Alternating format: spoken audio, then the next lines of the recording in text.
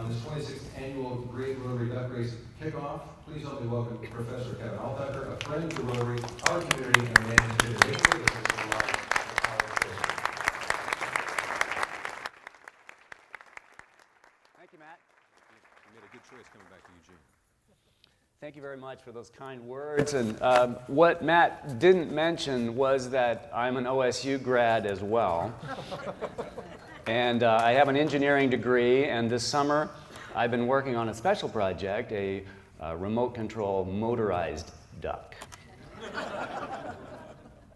Is that all right? Yeah. So I appreciate the opportunity to speak to you about preventing child abuse and neglect because it changed my life. You know, I made a career change to study these issues. And I don't know that this is a good thing, but I'm kind of proud of this, that I'm totally 100% Oregon educated. So I went to preschool here in Eugene. I went to Edison Elementary School, Roosevelt South, and then the academic powerhouse Crow High School, where I graduated.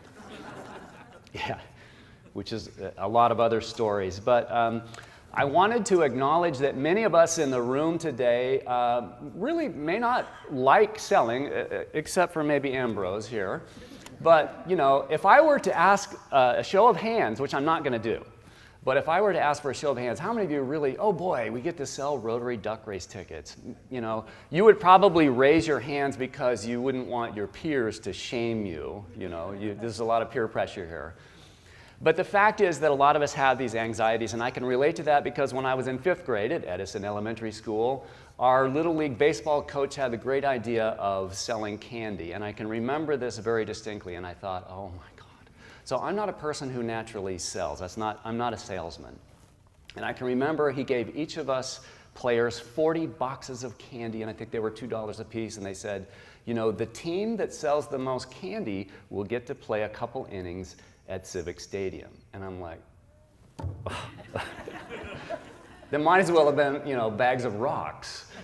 And I remember I got teamed up with a guy on the team named Kenny McWilliams. And Kenny McWilliams was this gifted athlete.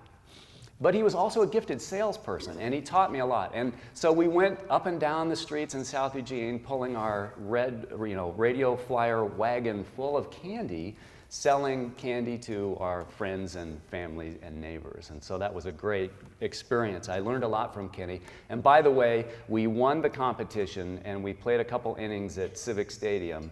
And Kenny McWilliams hit the home run fence. I mean, he hit the warning track with, you know, he was batting number 3 and he stepped up and swatted that thing. He's probably a professional baseball player today, I'm sure. Amazing. So I can relate to this kind of anxiousness about selling, but what my job today is to let you know how important it is, how important the Rotary Duck Race ticket sales are for our community and for these recipient agencies that you heard about today.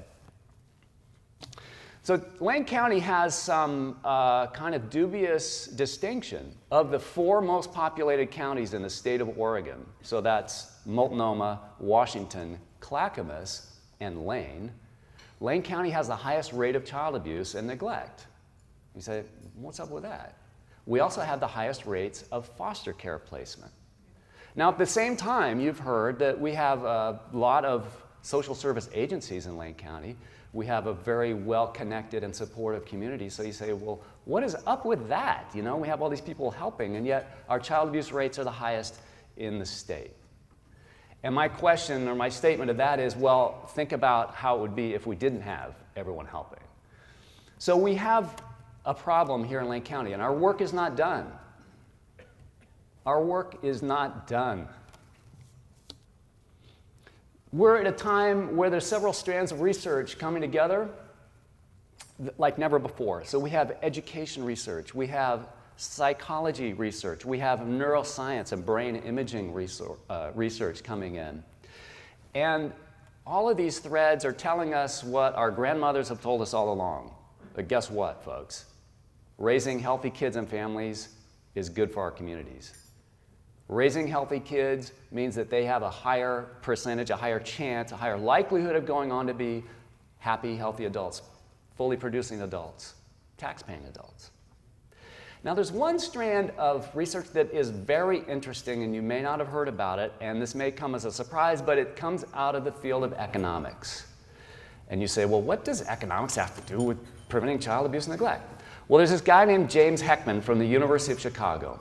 And Heckman was in Texas doing economic things, and he had a buddy there, and his buddy told him about the GED program, the GED, which is an equivalent of a high school diploma.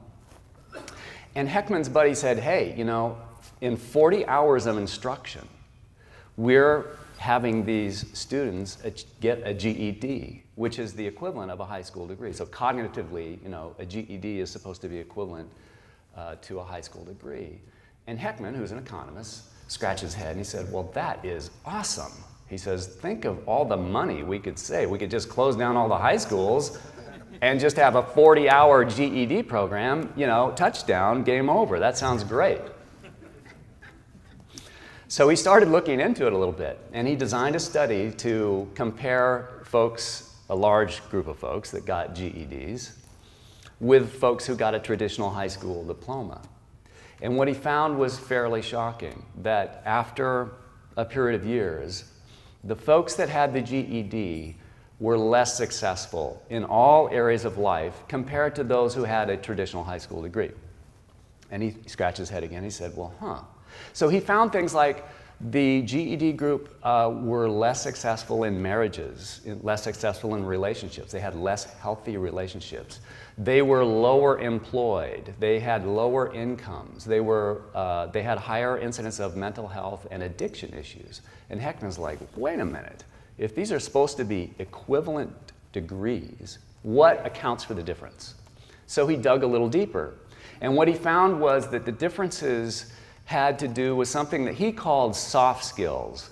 And these are the non-cognitive skills. So this is not reading, writing, arithmetic. This is skills like learning how to share, how to raise your hand, take your turn, solve a problem in a nonviolent way, have empathy towards other human beings. These are the soft skills. And Heckman's study showed dramatic differences, that folks who had those soft skills were much more successful in all aspects of their life. So then he wasn't done yet. He's a pretty curious guy.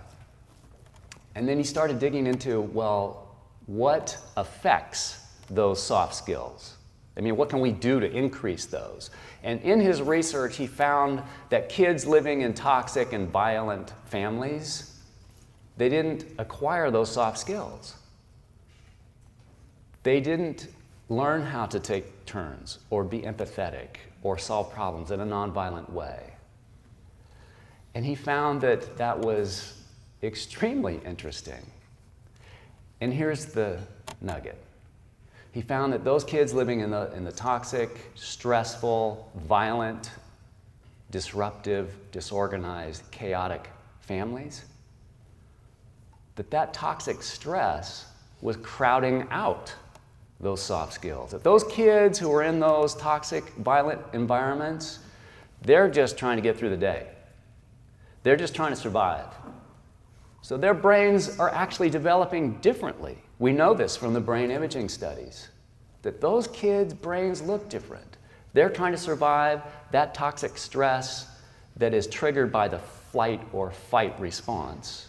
You all know what the flight or fight response is, right? When I throw a book of Rotary Duck Race tickets at you, you have a flight or fight response, right? Oh. It's that little catch. It's that involuntary catch that we all have. It's instinctive. It's somewhere deep in our biology.